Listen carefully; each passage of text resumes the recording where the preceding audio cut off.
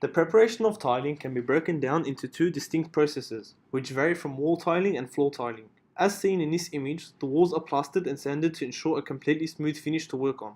A waterproofing agent is also painted onto high moisture areas, such as the shower, in order to protect from any water damage. Indoor and covered outdoor floor tiling simply consists of ensuring the floor is clean before tiling, and in some cases, similarly painting with the waterproofing agent. This varies from uncovered outdoor areas where a protection board is laid out with plastic spaces called chairs placed on top. These chairs hold the tiles in place and allow for excess water to drain through. In order to begin the tiling procedure, pre-measures must be executed. Firstly, a drop sheet must be laid out under and around the designated cutting and mixing area where the tile cutter and other tools are located. This is to ensure no tile debris or excess glue litters the prepped floor. Another measure which must be adhered to before beginning the tiling process is the mixing of the tile adhesive. This is to make sure the glue is ready for application and ensures the tiling process is completed swiftly. The storage and handling of materials within the tiling process is essential to ensure an efficient construction process.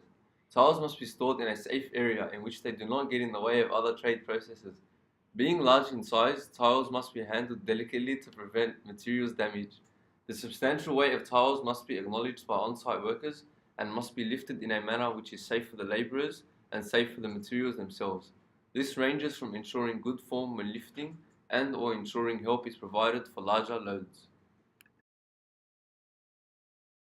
Okay. So how they usually start tiling? The guy who was holding the wheelbarrow, he come and he screed the bathroom to prepare the fall.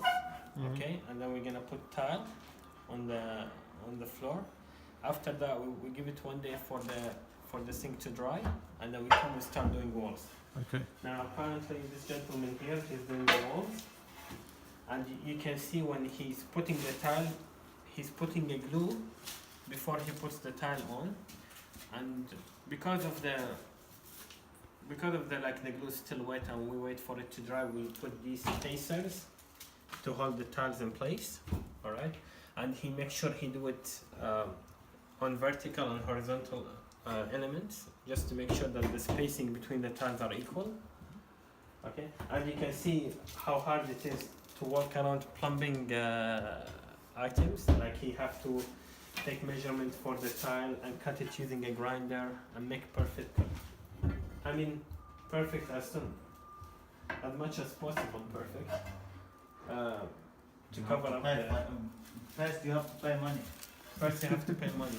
Hallmark don't pay money. Okay. Okay, you also have some elements like an angle. We usually put an angle to hide the... not the grout, to hide the sides of the tile. So if you can see, the tile usually finish this way. Alright, but because it's an ugly finish, or maybe it's an unleveled finish, we'll put an angle just to make it look as good as possible. Okay, what else? Teach us, please.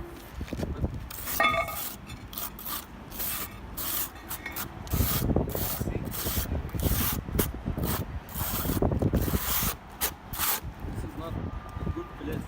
You can see toilets are all... It's okay, it's a challenge for all.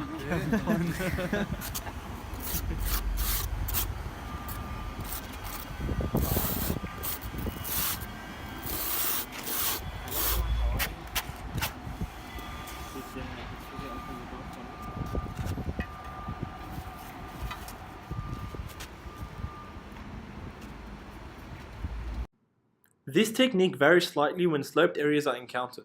Sometimes the ramp is going like that, sometimes it's going like that and like that. Okay. Because of the concrete, you cannot decide, you cannot give it 100% accuracy of what sort of angle you have. So it's always like, you know, A bit slopey, yeah. so we end up cutting the tile in half to make sure that we are following the screed, you know. It's very hard, for example, for the screed to be wavy and then you put Flat a flat element. You have to break it, you have to bend it a little bit.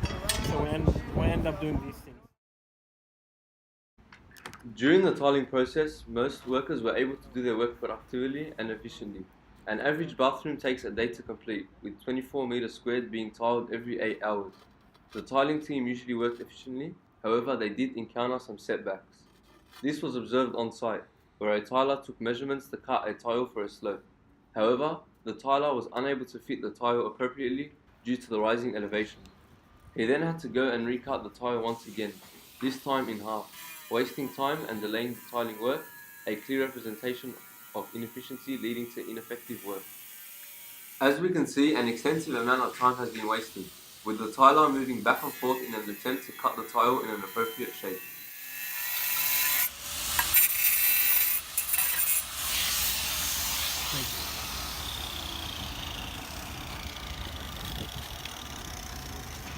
Here we can see the tile finally being fitted. To complete the tiling process, there are a number of tools that are needed. For the screeding process, a level is required. This is to make sure that the floor is level and that it is sloping toward the floor waist. A key tool needed for the tiling work is a notch trowel. This tool is used for the placement of the tile adhesive.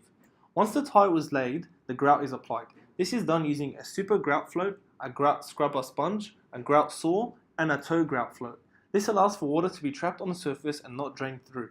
The tilers also use a number of prefabricated materials. This includes tile adhesive mixture, which only requires water to create the adhesive.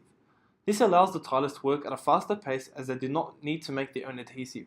The crew also uses pre-cut tiles of sizes 600 by 300 and 300 by 300 millimeters. This allows the tiling process to be completed efficiently as these standard tiles fill up large spaces easily. Around unusual shapes or corners, tiles are cut using a tile cutter or a grinder. The tile cutter is used for long straight cuts, while the grinder is used to make precision cuts. Another prefabricated material they use is the adjustable paving support pedestals. These allow for better acoustic insulation, stronger resistance, thermal insulation, water drainage, and create a leveled area in a time-efficient manner.